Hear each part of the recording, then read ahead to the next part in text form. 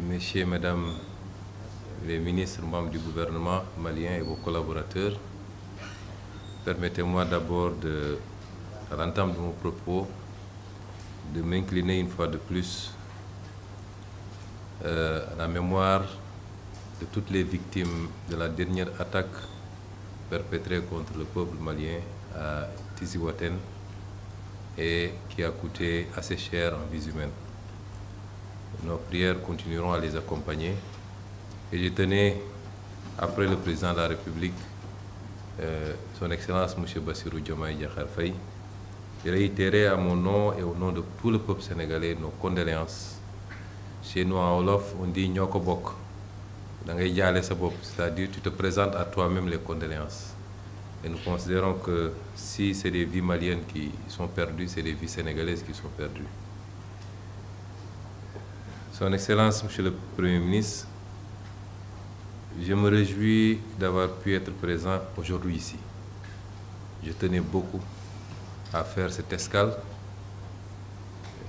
pour des raisons qui me sont très chères et à la limite personnelle. C'est principalement la considération que j'ai pour le Mali, que je considère comme étant une terre, ma propre terre, une terre africaine certes, mais une terre sénégalaise également.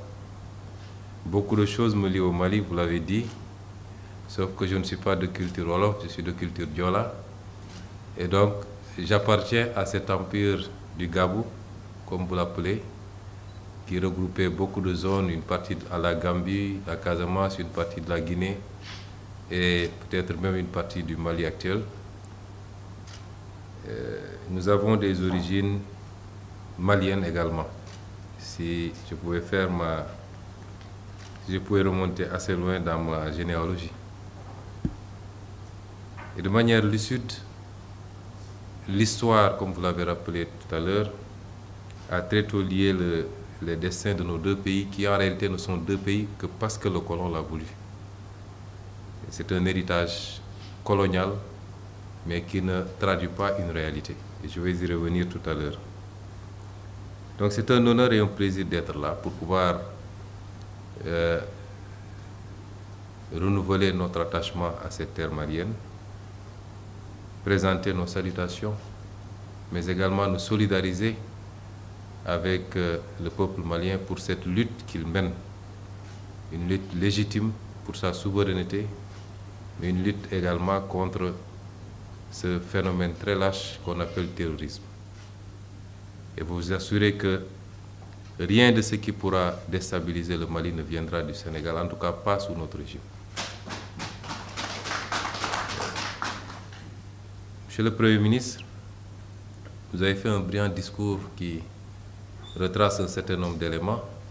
Évidemment, nous sommes là pour discuter tout à l'heure, quand on sera seul, près de la coopération bilatérale sur un certain nombre de questions qui sont d'intérêt commun, qui nous interpellent. Et vous en avez abordé un certain nombre. Et vous avez fait également de longs développements sur la situation que nous vivons tous dans la sous-région. Son Excellence le Président Bassirou Diomaye Faye a été désigné par ses pairs pour, avec le président Faure du Togo, conduire une médiation. Je tiens à préciser que je ne suis pas là dans le cadre de cette médiation. Un haut représentant a été désigné, en tout cas du côté du Sénégal. Un agenda est en train d'être élaboré et la médiation se fera dans ce cadre bien particulier. Mais il était évident que je ne peux pas passer à Bamako sans qu'on ait à échanger sur ces problématiques qui sont d'intérêt bilatéral, d'intérêt communautaire, d'intérêt national également. Monsieur le Premier ministre, nous vivons douloureusement ce qui se passe contre le Mali et contre tous les États africains, et particulièrement les États du Sahel, qui aujourd'hui font l'objet d'une agression multiforme qui doit nous amener à nous poser un certain nombre de questions. Je voulais dire que la position qui a été la nôtre quand on était dans l'opposition n'a pas changé. Elle est la même. Vous avez rappelé toutes les péripéties dans le cadre de la CEDEAO. En tant qu'opposants, nous avions toujours condamné et dénoncé. D'abord, les sanctions inélégantes, inhumaines, inappropriées qui ont été appliquées contre le peuple malien. Nous avons dénoncé en son temps, à travers nos communiqués et nos discours. Des peuples frères ne peuvent pas se mettre en embargo sous aucun prétexte. Ça ne se justifie pas. Et les problèmes politiques se discutent, se règlent politiquement. D'autant que, souvent, l'application de ces mesures, ça s'applique à géométrie variable, ce qui n'est pas acceptable. Nous avons toujours dénoncé en disant que mieux vaut s'appesantir sur les causes plutôt que sur les symptômes. Parce que ce qui conduit à la prise de pouvoir par les armes doit préoccuper beaucoup plus que la prise de pouvoir par les armes elles-mêmes, si on veut solutionner définitivement. Or, la CEDEAO ne s'est jamais préoccupée de ces considérations. Souvent, c'est le médecin après la mort. Et donc, nous l'avons toujours dénoncé, et je ne changerai pas un mot de mon discours aujourd'hui que je suis Premier ministre du Sénégal. Nous avions dénoncé personnellement de ma cellule de prison, et j'avais fait sortir un texte pour dénoncer et même interpeller par rapport aux velléités d'intervention militaire dans un pays, notamment le Niger, que rien ne justifiait. Et en tout cas, ça ne relevait pas des prérogatives de la CEDEAO à mon humble avis. Et aller ajouter de la guerre à une situation de guerre déjà ne relève pas des missions de la CEDEAO, notamment en termes de recherche de la paix, uniquement pour rétablir un régime. Notre position a été toujours claire sur la problématique du coup d'État. Ce n'est pas pour autant que nous encourageons tout le monde à faire des coups d'État, puisque nous pourrions en être victimes nous-mêmes. Mais je pense qu'il faut aller au-delà si on veut trouver des solutions. Et ensuite, éviter de prendre des mesures qui n'ont d'impact que sur les populations. Ce n'est pas ça la CEDEAO, puisque prioritairement la CEDEAO, c'est la CEDEAO des peuples. Donc notre posture a été très claire.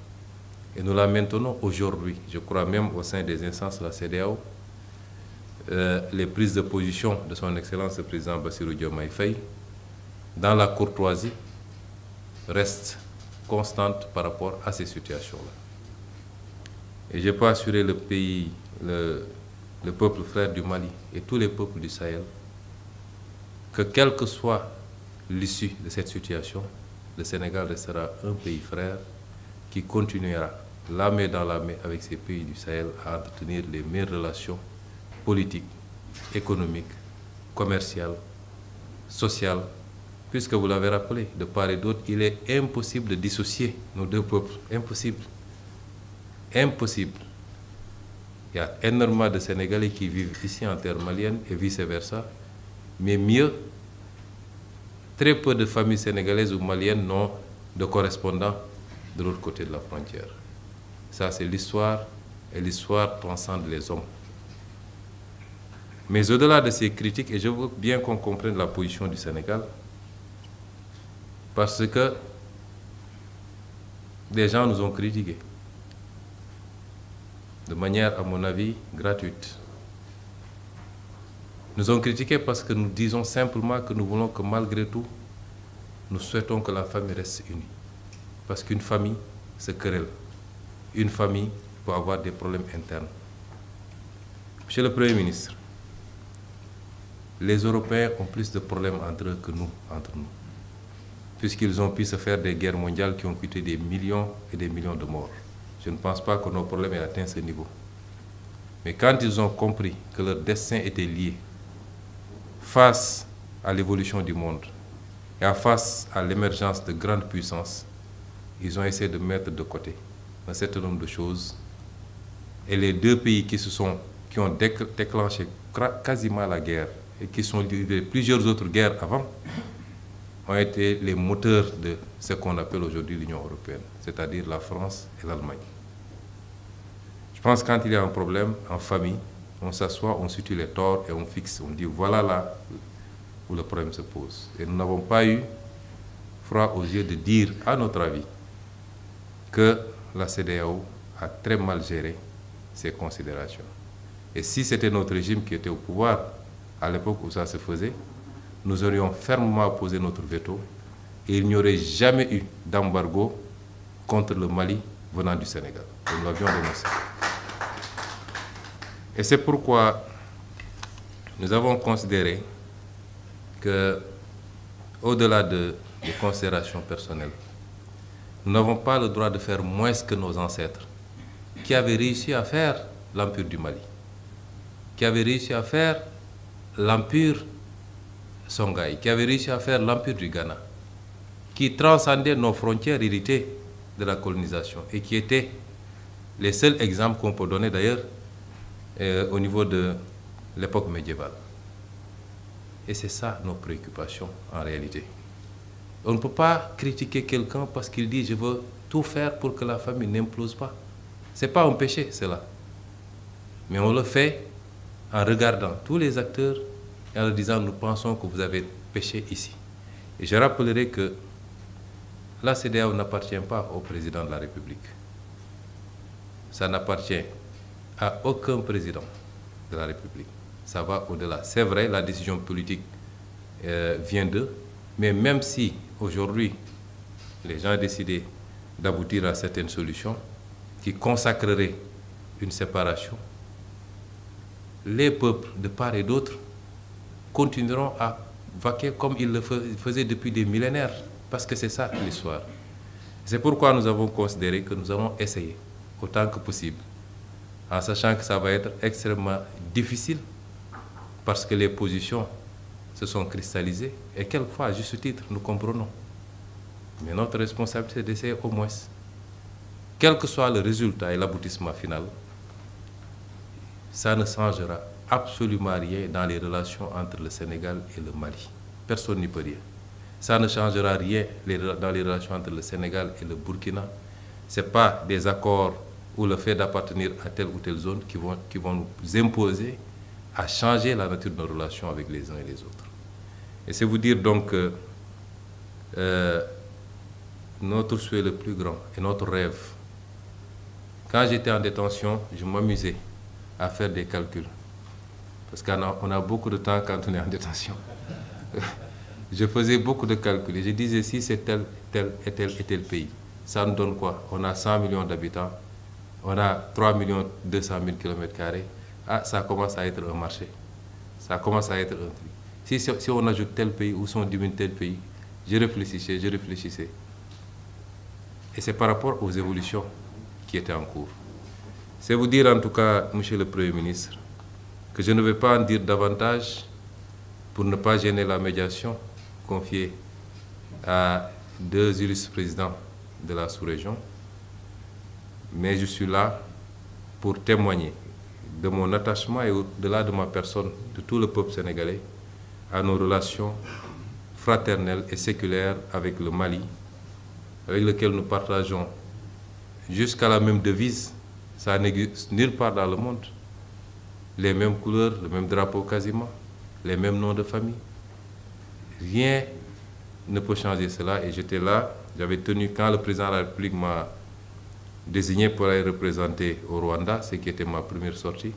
Je lui ai dit, Monsieur le Président de la République, sauf votre respect, je ne pourrai le faire que si vous me permettez de descendre à Bamako à mon retour pour saluer nos frères maliens, échanger avec eux, et surtout dans le cadre bilatéral, avant même le cadre communautaire, réaffirmer cette forme volonté de l'actuel pouvoir politique sénégalais de marcher à côté de nos amis maliens, la main dans la main. Et je suis très touché par l'accueil qui m'a été réservé, moi et ma délégation, ici. Tout le gouvernement quasiment est ici, là. Son Excellence, le Président de la République malienne, nous a fait l'honneur, malgré le temps très court, de nous accueillir. Et ça, c'est un honneur pour moi, un honneur pour le Sénégal. Nous vous en remercions. Merci beaucoup. Excellence. Monsieur le Premier ministre du gouvernement du Mali.